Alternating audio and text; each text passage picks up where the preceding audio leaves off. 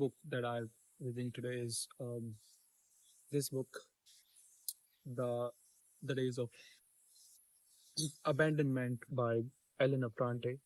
And Elena Ferrante is an Italian writer, and she has wrote a couple of great books of all time, and some of her books were adapted to movies and television series.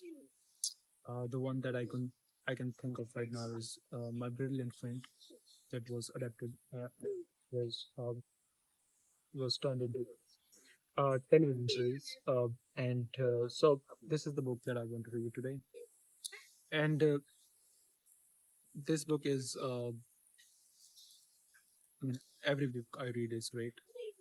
And when I finish books, the only thing that comes out of my mouth is genius or great, or because the only thing that I do is read book. I mean, I don't want to be a private. Um, so this is the book that I want to review. So this book is about the about a lady that about a lady that was abandoned, and now she lived this introspective life, you know, life with with less material, with with the world that is the locus that the locus of her identity is eternal, because now before her husband abandoned her, she was a domestic help, and a housewife basically, and used to do things for his family, and to her husband and their children. And now he's abandoning her, and he's going out to live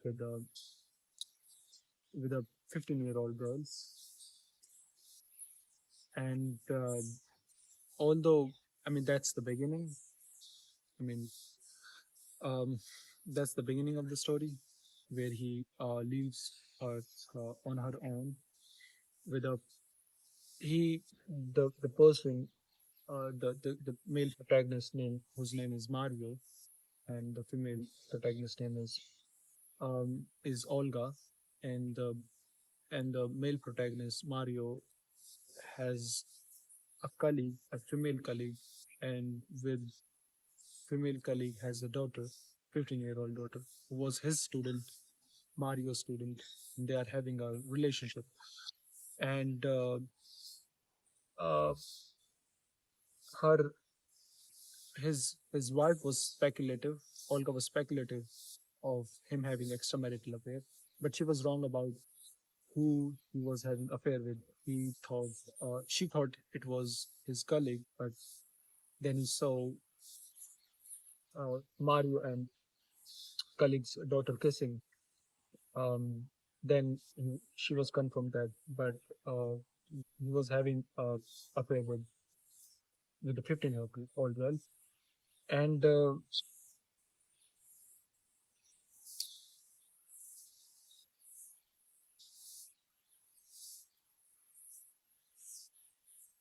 although there are a couple of things in the book that really I can't talk about, because it's vulgar stuff, and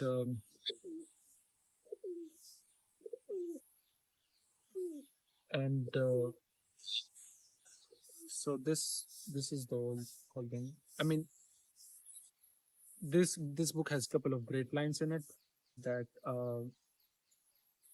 that I really like, but I think that you should read the book.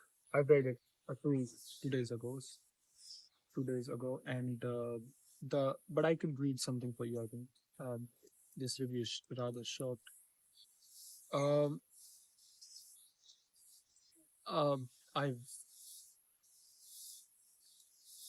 The moment arrived when I no longer knew if it was better when they were there or when they weren't. For example, I realized that although they didn't care about hurting me, when they talked about Carla, they were jealously watchful to make sure that I devoted myself to them and no one else. Once, when they didn't have school, I brought them with me to walk. They were unexpectedly well behaved. When a colleague invited three of us to lunch, they sat at the table silent. She's talking about um, her children, and now she, because she was a domestic help and her husband abandoned her, so she has to find a job. And so I think that's it is that the description. And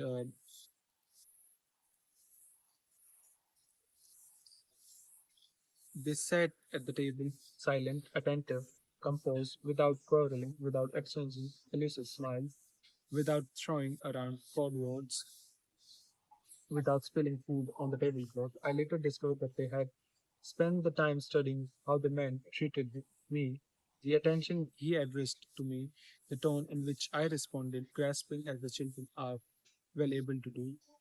The sexual tension, minimal, a pure lunchtime game, manifested between us. And the other thing that um,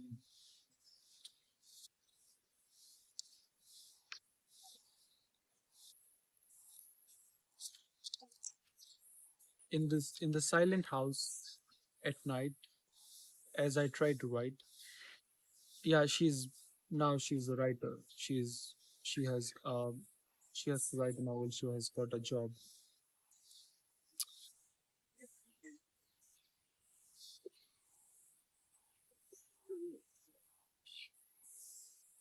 I tried to write.